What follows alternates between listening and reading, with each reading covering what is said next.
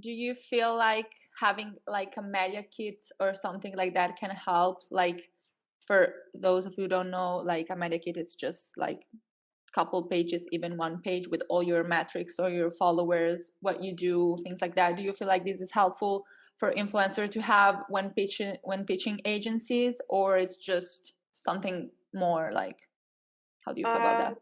Honestly, I think that it's gonna depend on the agency and the person. Like, I know myself, like, in 3 seconds, I can look at a page and say, like, "Okay, this is someone that's gonna work and make money, and they're gonna thrive, and they're gonna have a good time," or they're not a good fit, it won't work, and I know that they're gonna be stressed and, asking why I'm not providing for them, because that's part of my role too. Like, we are in an agreement saying like, okay, we're gonna make something work. They do their part, I do mine.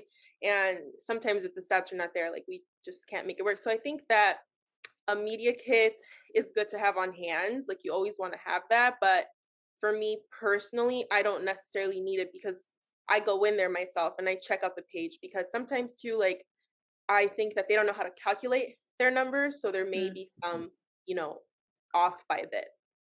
yeah. Maybe the media can get in when you're working already, right, with the agency. You want to be a professional, and that is going to help more the brands to understand, because I think that when it comes to an influencer, it's important to have both a qualitative and quantitative analysis, right? So qualitative is what Yasmin is doing, saying now, so you are reading the comments, you are understanding the community, you are saying, is this like niche content? What about this industry? Like that is all the qualitative. It's more the what you can see, right? Like actually watching the videos and understanding the community. But then you have all the quantitative analysis that is really important for a brand, because they're like, okay, yeah, nice content, but is the community based where my stores are?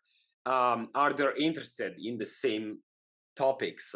What about female and male split, and and age groups, right? So I do agree on that. Like maybe necessarily you don't need it from day one. Of course, if you have it, you're already showing that you're a professional, like mindset approach type of thing. But I do agree that, like, I don't think that is mandatory from day one. It's more about your approach and how you like how much serious you are and respectful to an agency on that. But then when of course you get in, it helps, right, to have something like a medikit to go to a brand and be like, hey, we are a serious agency, look at this data, you can have a snapshot of what is happening on this specific person.